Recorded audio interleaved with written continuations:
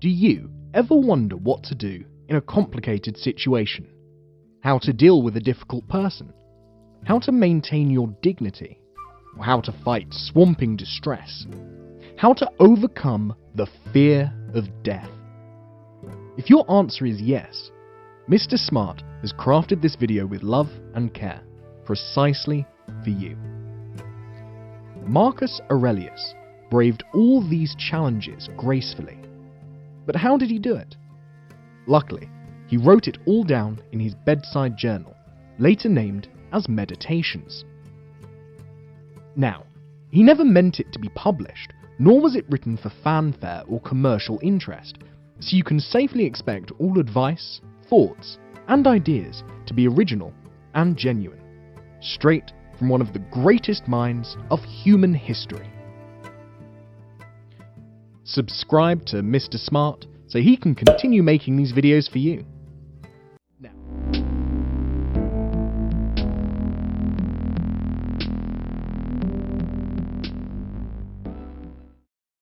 Now, let us collect the pearls of wisdom. Number 1. Life is but what you deem it. There is no objective reality. Rather, our opinions and perceptions shape the surrounding realities. If someone hurts, insults, or ridicules us, it is not the actual words that injure us, but our perception of this event. Whenever someone does you wrong, ask yourself how this episode can strengthen you and provide wisdom. And don't stop to feel the pain. Rather, use this pain and anger to fuel your efforts to achieve your targets and make yourself a better person. Step into the other person's shoes and perceive reality from their position. Stephen Covey rightly says, "Seek first to understand, then to be understood." You will realize that reality varies from one individual to another because of different perceptions. I have made a separate video on this phenomenon. You can find the link in the description below. You can find a billionaire who thinks himself to be a failure because he compares himself with the richest of the planet. He perceives his success or net worth to be tiny in front of people like Thomas Edison, Steve Jobs, Bill Gates, or Elon Musk, who have revolutionized the way we live today. He can seek inspiration from them if he opts to, but he is deeply unhappy over his success, fame, or net worth being nothing as compared to their achievements. Contrarily, someone living in squalor with no luxury can still be happy when their heart is full of gratitude and satisfaction. I would not recommend you seek such passive satisfaction though, as these two are extreme examples, where, in reality, every one of us rests somewhere in between our unhappy billionaire and happy pauper. The solution is to see everything in a positive light, and use the insults, injuries, and debacles to fuel our efforts towards success and happiness. That's why Marcus writes in Meditations that life is an opinion. He reminds us, "If I do not view the thing as an evil, I take no hurt." Marcus Aurelius further writes in Meditations, "Reject your sense of injury, and the injury itself disappears." Number 2. The impediment to action advances action. Let us put these golden words of Marcus Aurelius in another way. Turn obstacle into an opportunity. If one understands and internalizes this spirit, no aspiring entrepreneur will shy from failures, no military general will accept defeat in battle, and no firefighter will be fearful of an intense blaze. The writer, Nassim Nicholas Taleb, defines a Stoic as someone who transforms fear into prudence, pain into transformation, mistakes into initiation, and desire into undertaking. So, do you want to be a Stoic? Have you ever tried to seek this mindset? And how successful have you been in achieving this internal fortitude? Let us know in the comment section below. Moving forward, Let me share a quote of Marcus Aurelius from Meditations. Our actions may be impeded, but there can be no impeding our intentions or dispositions, because we can accommodate and adapt. The mind adapts and converts to its own purposes, the obstacle to our acting. Accommodation and adaptation are the operative words. Accommodate the impeding changes and adapt yourself according to these changes in pursuit of your own purpose and goals. Repeat these golden words of Marcus after me. The impediment to action advances action. What stands in the way becomes the way. The life of Marcus Aurelius was full of difficulties and challenges, but he braved everything with courage. In his rule of 19 years, he faced constant war, depleting treasuries, a deadly plague, an incompetent and greedy stepbrother as co-emperor, accusations of infidelity, betrayal by his closest allies, arduous travels in his empire, and so on. But he braved all these obstacles, problems, and setbacks. Number 3. Amor Fati. Influential German philosopher Friedrich Nietzsche introduced his recipe of human greatness and satisfaction as Amor Fati. It is a Latin phrase which means love of one's fate. The Stoic embraced this concept centuries ago. Marcus Aurelius writes in Meditations, "Something happens to you. Good. It was meant for you by nature, woven into the pattern from the beginning. Get what you can from the present, thoughtfully, justly." Here, Mr. Smart will add that passive acceptance of fate should not be the goal. Actively accept what happens and understand that certain things in life, especially the bad, are beyond our control. Treat every failure and debacle as something to embrace, not avoid. The goal is not to be just okay with it, but love it. Does it not seem to be a little unnatural to love what you never wanted to happen in the first place? Yes, it is. But think what other graver adversities this bad thing might save us from. What can we learn from this bad experience? So, make every adversity to fuel your success, just as oxygen is fuel to fire.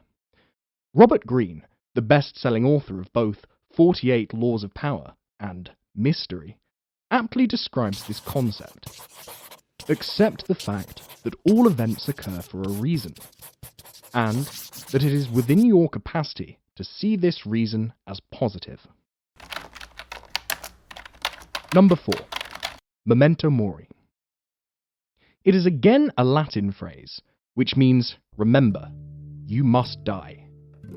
Death is a universal truth. Rich or not so rich. Successful or not so successful. Powerful or not so powerful. We all must die, eventually. The Stoics use this concept to clarify the purpose of life and align their actions accordingly. Treat every passing day as an opportunity. Try to avoid wasting time on trivialities, such as watching TV or browsing aimlessly. Marcus writes in Meditations, "You could leave life right now. Let that determine what you do and say and think." When we know that death is nearby, we become focused to do what we consider worthwhile. Otherwise, we indulge in a grave mismatch of our priorities or life schedule. Ask anyone what is important in his or her life. An immediate response may be family, health, career, business, or some dear hobby. Now, ask how much time you have spent with your family or exercising your body in the last 30 days. Or you will find an obvious mismatch between our priorities and the way we spend our time and energy.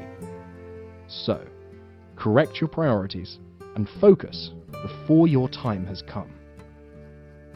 Marcus Aurelius reminds himself with these words: "Very soon you will be dead. But even yet you are not single-minded.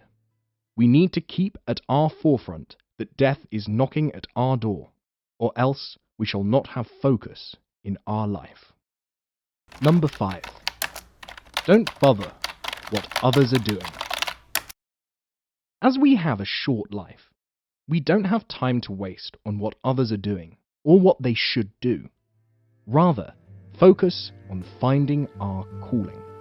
Marcus remarks in Meditations, do not waste what remains of your life in speculating about your neighbours. Anything that distracts you from fidelity to the ruler within means a loss of opportunity for some other task. We need not have an opinion about others and their actions. They are not in our circle of influence. We have no power to change or mould them. However, we have complete control of our own self. So, don't bother about others, and mind your own business. If you are still watching this video, then I'd like to think that you have an urge to live a better life. Mr. Smart makes these videos to inspire you and to help you lead a successful, peaceful, and well-balanced life. Subscribe for more future videos, including Number 6. Monitor and manage your use of social media.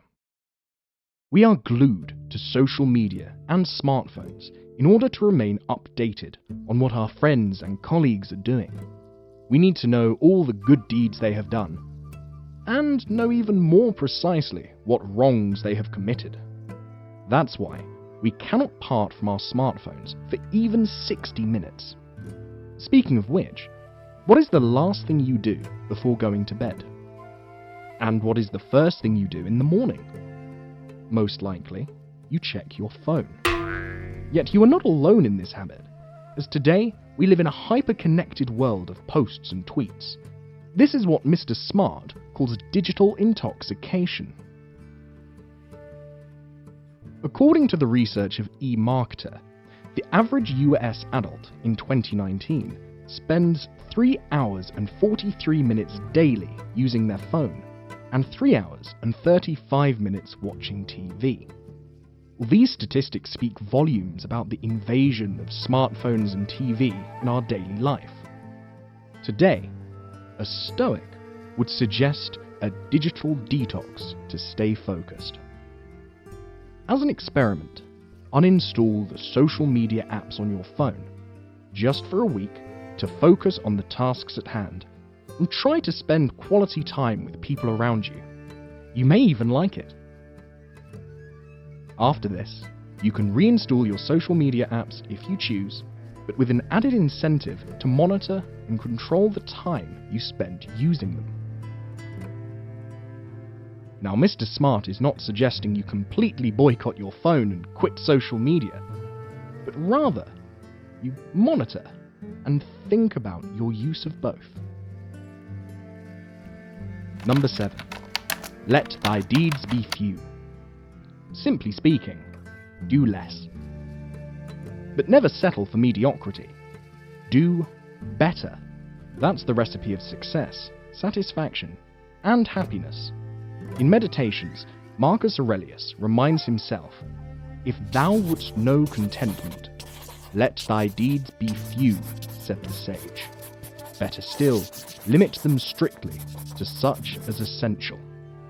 He further writes, "This brings the contentment that comes of doing a few things and done them well. Most of what we say and do is not necessary, and its omission would save both time and trouble. At every step, a man should ask himself, is this one of the things that are superfluous? Unnecessary action will not ensue." Many conversations and activities of ours in a day are unnecessary and superfluous. By avoiding them, we will be less stressed and more focused. When we identify and cut the unnecessary tasks, activities, gossips, deliberations, and stress, we free a lot of our time and energy to focus on our calling. Well, it could be quality time with your family, your career, physical exercise, or a hobby you are passionate about. A wise and practical man will stick to a few actions and do them well. Here, it is apt to quote Tony Robbins when he says, "Most people fail in life when they major in minor things." But the real challenge is that minor things often feel major. You might wonder to yourself, how can I tell what is major and what is minor? What is important and what is not so important? What is urgent and what is not so urgent? Luckily, Mr. Smart has a separate video on this, which he based on Stephen Covey's 4 quadrants of time management. Check the description for a link down below. It will amaze you to know how easy it is to classify your daily activities into the significant and the superfluous. Number 8. Greenfields can always be yours. You live a metropolitan lifestyle, but yearn for the countryside. You might be living in the suburbs, but prefer your shot in the big city. You can live at the beach, but dream of an island getaway.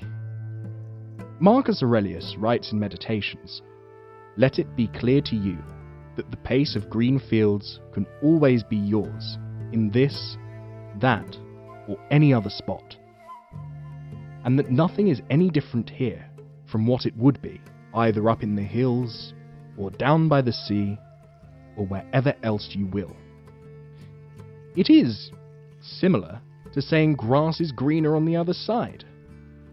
Well, you should rather think the grass is greener on your side, not the other side. Enjoy the serenity of nature if you live in the country. Appreciate the convenience of living in a city if you hold a metropolitan lifestyle. There are always pros and cons of everything on earth, so always stay focused on the pros and positives. Number 9. The art of living is more like wrestling than dancing. Life is tough. Be tougher.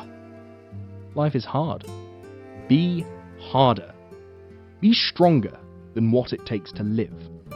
When you face hardships, repeat these words of Marcus Aurelius. "Flow lucky I am, that it has left me with no bitterness, unshaken by the present, and undismayed by the future. The thing could have happened to anyone, but not everyone would have emerged without bitterness." If you want to be an entrepreneur, get ready for your startup to fail.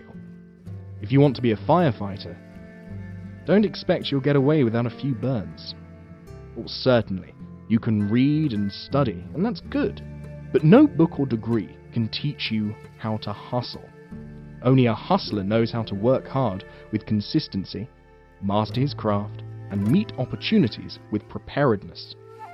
Finally, the hustler achieves success because he respects the process while knowing what it really takes to achieve the impossible. That brings us to the end of this video. If you want to transform your life in accordance to the Stoic principles, Mr. Smart has compiled a list of recommended books in the description. Don't forget to subscribe and hit the bell button so that you don't miss out on any future videos.